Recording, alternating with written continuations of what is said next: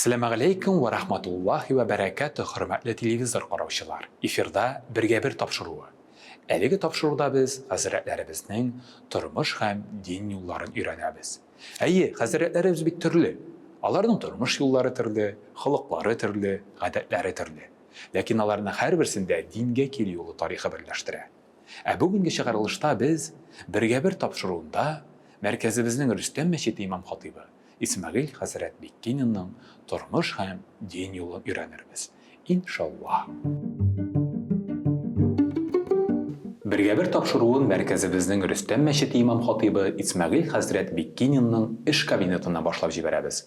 Ассаламу алейкум ва рахматуллахи ва баракатух, Исмәгыйль хәзрәт. Ва алейкум ассалам ва рахматуллахи ва баракатух.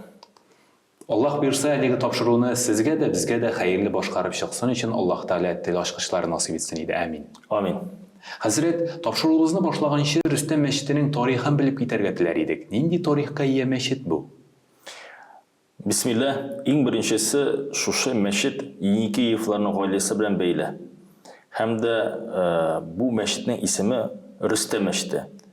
Рөстәм Масгутович Латипов исеменә багышланган мәчет һәм аның мал-мөлкәтенә төзелгән мәчет булып тора. Бу шул мәчетләр кайсылары нинди булса бер җәмгыять яки эшмәкәрләрнең җыелыш акчасыннан, халык акчасы белән түгел, бу шәхси милектән мирас итеп калдырылган чыгымнардан төзелгән. Һәм дә бу әлбәттә шәхси җирне сатып алып, аннан соң аны мәхәлләгә тапшырылган җир булып тора. Бу мәчет төзелде һәм дә эшли башлады 19-нчы елда. Хәзерге вакытта инде әлхәмдүлилләh менә үзенең хезмәтен дәвам итә һәм дә мәхәлләбез Аллаһка шөкер бай һәм җомга намазларыбыз бик матур, халык белән тулы рәвештә узып китә. Аллаһка шөкер. Һәм дә хәзерге вакытта да Еникеевлар бу мәчетне куәтләп тора. Мәхәлләбез бүтән яктан мәчетебезне карап торалар әлхәмдүлилләh. Һәм дә безнең хезмәтче имамнарыбыз кайсылары мәчеткә хезмәт итәләр, бу мәсьәләдә ихлас күңелдән үзләренең хезмәтләрен тапшыралар, Аллаһка шөкер. Исмәгыйль хәзрәт, сезнең туган елларыгызга әйләнеп кайтыйк әле. Сез кайда һәм кайчан тудыгыз? Нинди гаиләдә үстегез? Тамашачыларыбызга да бу кызык булыр иде миңа калса. Совет заманасы 82-нче елда иске Икшермә авылы Сабар районында туганмын. Аллаһның рәхмәте белән. Гади гаилә, эшчеләр, әби бабай колхозчылар булганнар. Ләкин дә шул вакытта авылда тусам да Чаллы шәһәре белән Төркмәнстан белән минем балачак бәйле булып тора. Төркмәнстанда мин искә төшерә алмыйм инде, чөнки бигрәк бәләкәй булганмын. Ләкин дә ул вакытны әниләр, әтиләр ул якка барганнар эшкә бит инде. Күбрәк истә, менә туган авылым Икшермә һәм дә Чаллы шәһәре. Менә шунда минем балачак үтте, анда мин үстем, куәтләндем. Исмәгыйль хәзрәт, сез кичкенә вакытта нинди бала идегез? Алайса бит хәзрәтләребезне без бартик тәртипле, яхшы яктан гына күрәбез. Бала бит инде ул төрле була. Сөйләп әйтегез әле. Ул яктан мин әйтә алмас идем, мин нидә бер тәртипсез шу бала булганмын дип. Ул яктан машалла үземне мактаймакчы әйтә алам. Ничектер бер теге әнигә, әбигә, туганнары хөрмәт дигән бер мәсьәлә минем булды. Ул кешене санау дигән мәсьәлә булды. Авылга кайткан вакытта әбием миңа татар халык җырларын өйрәтә иде. Аны чыгып урамда кич белән җырлап утырадыр, әтинең фуражкасын киеп. Менә шундый булган иде мин, теге татар баласы дип әйтерлек. Татар телен яраттым һәм дә шул вакытта рус телендә мин аны аермадым. Чаллы шәһәренә килгәч, мине теге татарин дип әйтәләр иде. Ни сәбәптән? Чөнки теге татарча сөйләшә идем мин. Менә шушы мәсьәләсендә. Ачык бала булдым мин, ышанадырым кешеләргә, йомшак холыклы булдым теге. Ләкин дә әлбәттә теге балачак шуклары булгандыр. Ансы инде күбрәк туганнар беләләр, иншаллах. Артык олы тормышка аяк басканчы хәтлек дингә аяк бастым, әлхәмдүлилләh. 17 яшьтә.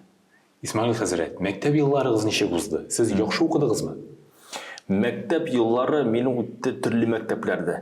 Шалы шәһәренең башта 42-нче мәктәбендә, аннан соң Санаторий Лесной мәктәптә узып китте, ул крылатый җирлекләре, бу Шаллы тирәсе. Һәм дә 8-нче класстан алып инде ул Галия Кыш лицейы. Мин әйтә алмас идем, минем укуларым шул хәтлек, мин 4-ле 5-легә укыдым дип. Мин әйтер идем, 3-ле белән 4-ле арасында һәм 3-ле белән 2-ле арасында сикергәләп йөри идем. Ләкин дә шунсын мин рәхмәтемне әйтәсе килә минем укытучыларыма, менә Санаторий Лесной мәктәптә, анасын Галия Кыш лицейында, алар бездә бала чагаларыбызның теге сәләтләребезне күреп, үзен тырышлыкларын салу сәбәбендә алар безне 4-легә күтәрде алдылар, әлхәмдүлилләh. Теге тәрбия бирергә тырыштылар, үрнәк булырга тырыштылар. Һәм дә бу мәсьәләдә мин укытучыларыма рәхмәтләрне әйтеп каласы килә.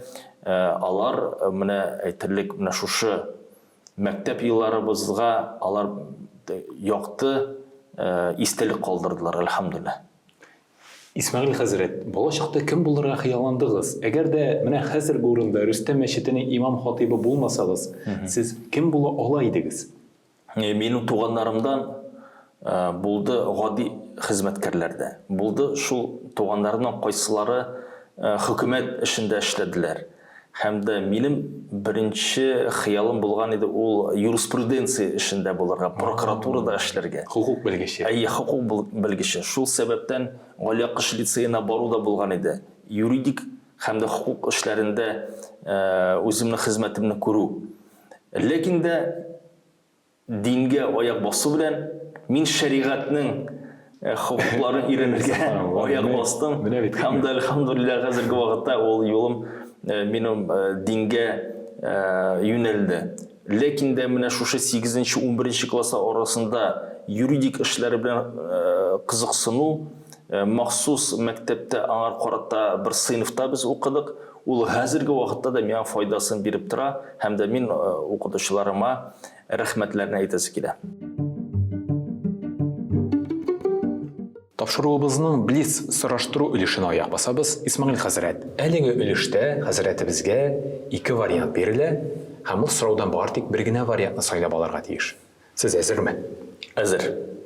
Беренче категория буш вакыт яки хобби категориясе, Исмәгыйль хәзрәт. Китап уку яки спорт белән шөгыльләнү. Спорт белән шөгыльләнү. Чөнки иркен вакытта хәрәкәт кылып каласы килә. Кызык. Хәрәкәт итү төрө велосипедта йөрү яки машина йөртү, Исмәгыйль хәзрәт. Машина йөртү, чөнки машина йөртүдә җитезрәк буласың, күбрәк эшне эшләп куярга була, араларны тизрәк үтәсең. Менә кайда бит хикмәт. Гаилә категориясе үзең уңышка ирешү яки балаңның уңышка ирешкәнен күрү, хәзрәт. Минем өчен иң беренче үземнең уңышка ирешүем. Чөнки уңышка ирешсәм, ул вакытны хәйле үрнәк булачакмын. Менә бит кызык җавап. Гомер категориясе, Исмәгыйль хәзрәт. Яшь калу яки тәҗрибә туплау. Һичшиксез тәҗрибә туплау. Кайгыны бармасам, эшләмәсәм, миңа кызык булды яңа тәҗрибә тупларга һәм дә андан үземә рәхәтлек алам. Рәхмәт. Гыйлем категориясе. Остаз яки сәләтле шәкерт, Исмәгыйль хәзрәт. Минемчә, сәләтле шәкерт. Ул уңышлырак булачак, иншаллаһу тааля. Остаз итеп инде халык үзе таныса. Амин. Һәм финал категориясенә дә килеп җиттек. Уңышлы бүген яки якты киләчәк, Исмәгыйль хәзрәт. Якты киләчәк. Чөнки яшәү гомере ул бер мизгел, ләкин якты өметләр белән яшәү ул үзенә карата бер максат. Исегезгә төшерәм, эфирда бергә бер тапшыруы. Без бүген мәркәзебезнең Рөстәм мәчете имам хатибы Исмәгыйль хәзрәт Бикининның тормыш һәм дин юлын өйрәнәбез. Һәм хәзерге мизгелләрдә без Рөстәм мәчетенең намаз залына уздык, Исмәгыйль хәзрәт. Димәк, сезнең дин юлыгызны өйрәнер вакыт килеп җитте. Беренче сорау шундый булар: кайсы мизгелдә дин юлына килергә уйладыгыз, Исмәгыйль хәзрәт? Бу юл сикәлтәле, катлаулы булдымы? Әллә һич уйламаганда, көтмәгәндә генә хәзрәт булдыгыз да куйдыгызмы? Әлбәттә, беренче адым дингә ул 17-18 яшьләр тирәсендә булды.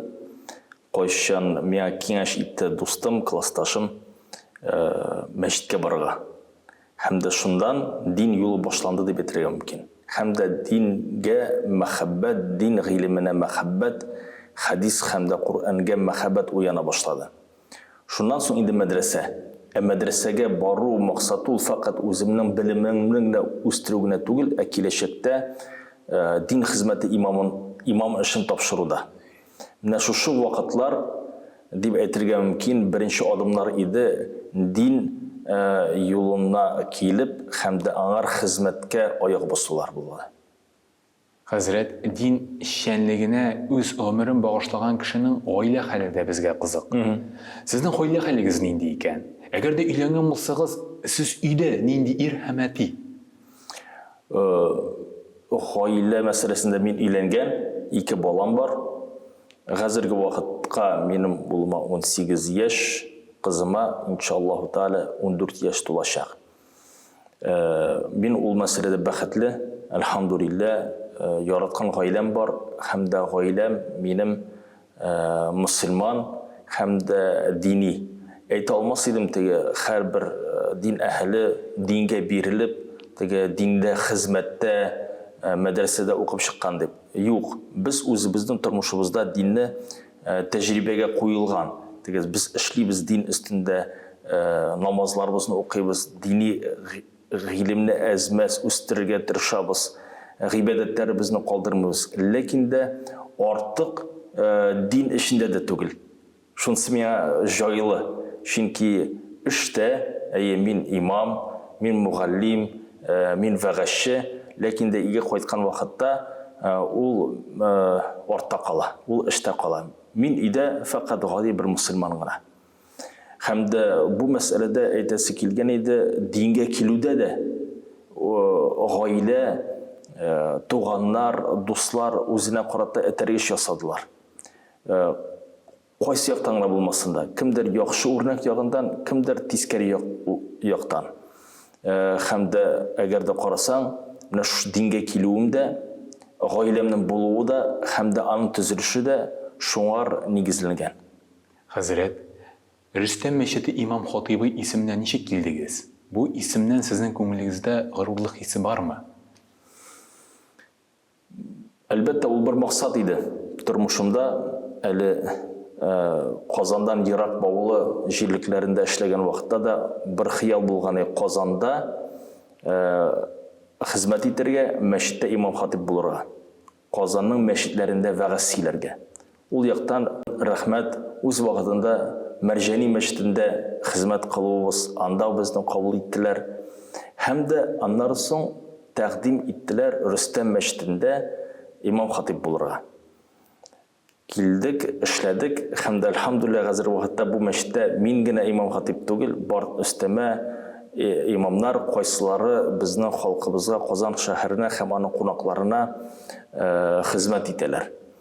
Әлбәттә, бу эш белән мин горур.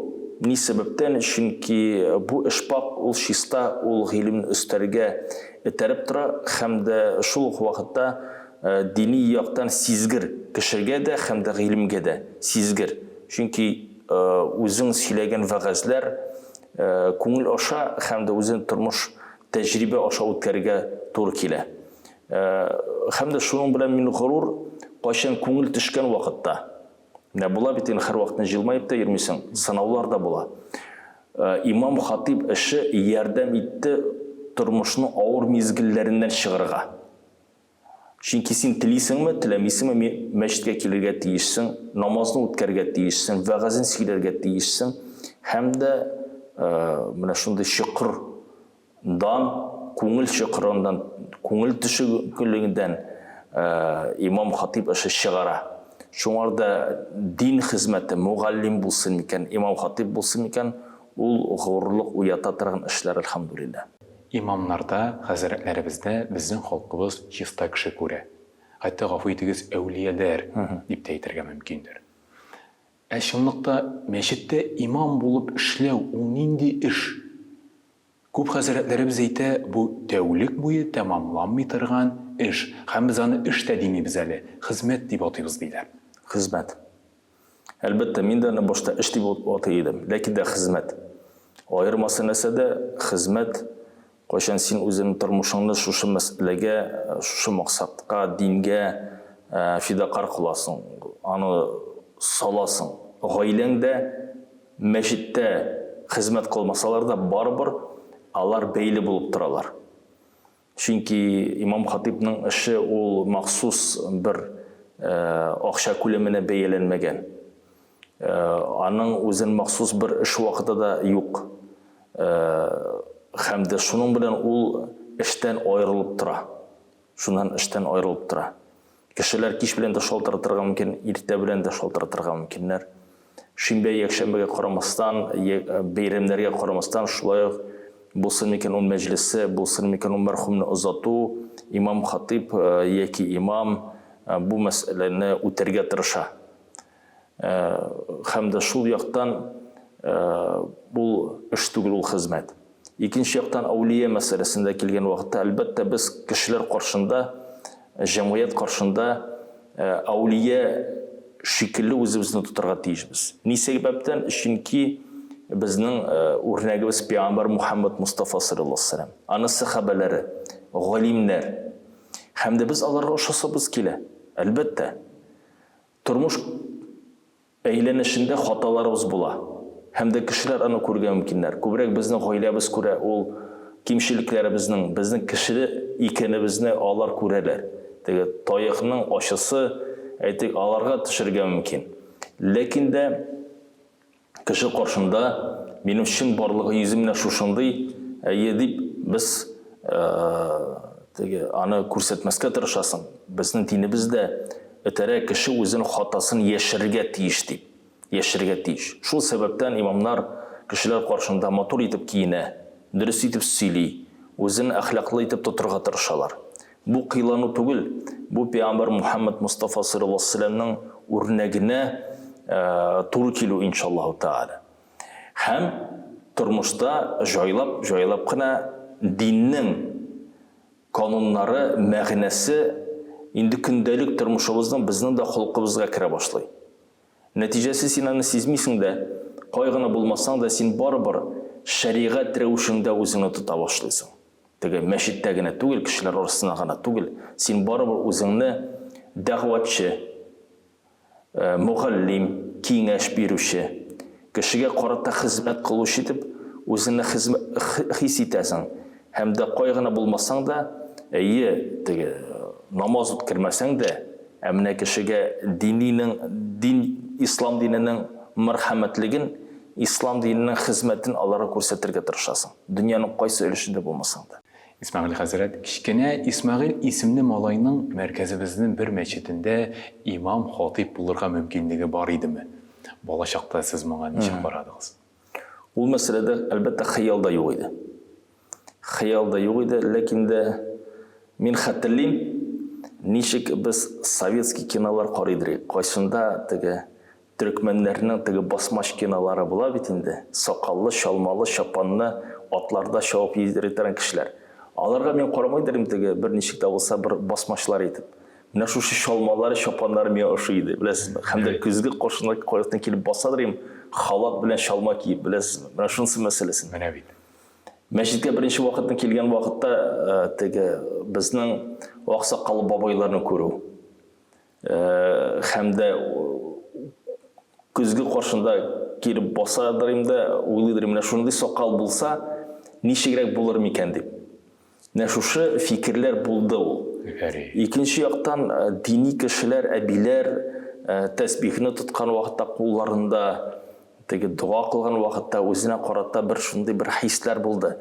Ләкин дә мин гомумән динсез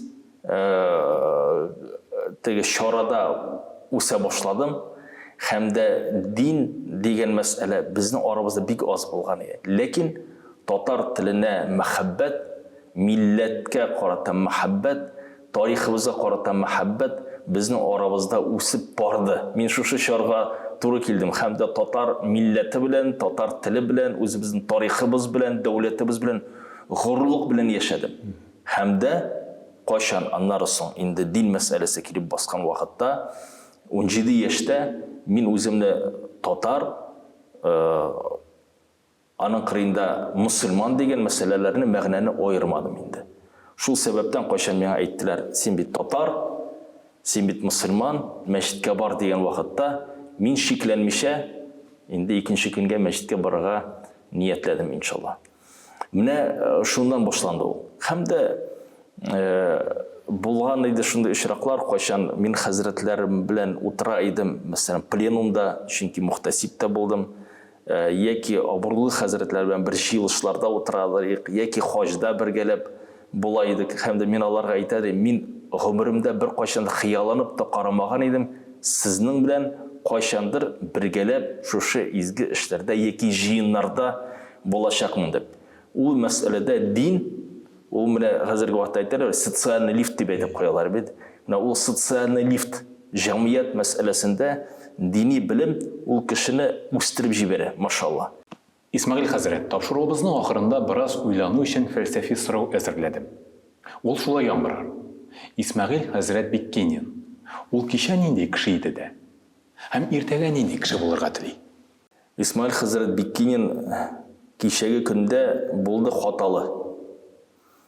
Ләкин дә аның булды якты максатлары. Киләчәктә Исмәгыйль хәзрәт Биккининның дингә һәм дә җәмгыятебезгә файдалы рәвештә буласы килә, һәм дә әлбәттә булган хаталарын фаш булмавын тели. Чөнки һәрберебез хаталы һәм дә Аллаһ Тәала безне һәрберебезнең афулардан иләсен. Исмәгыйль хәзрәт, бүгенге очрашу, тапшыру һәм әлеге тапшыруда биргән җавапларыгыз өчен сезгә Аллаһ Тәгаләнең рәхмәте насыйп булсын. Без сезнең белән иншаллаһ киләсе очрашуларга кадәр дип саубуллашабыз. Ассаламу алейкум ва рахматуллаһи ва баракатуһ. Алейкум ва рахматуллаһи. Бергә бер тапшыруны яңа чыгарылышында без мәркәзебезнең Рөстәм мәчете имам хатибы Исмәгыйль хәзрәт Биккининның тормыш һәм дин юлын тыңлап үттек. Әйе, әлеге юлда кызыклы тарихлар да, гаҗәеп вакыйгалар да байтак булган икән. Без сезнең белән иншаллаһ киләсе очрашуларга кадәр дип саубуллашабыз. Ассаламу алейкум ва рахматуллаһи ва баракатуһ. Сау булыгыз.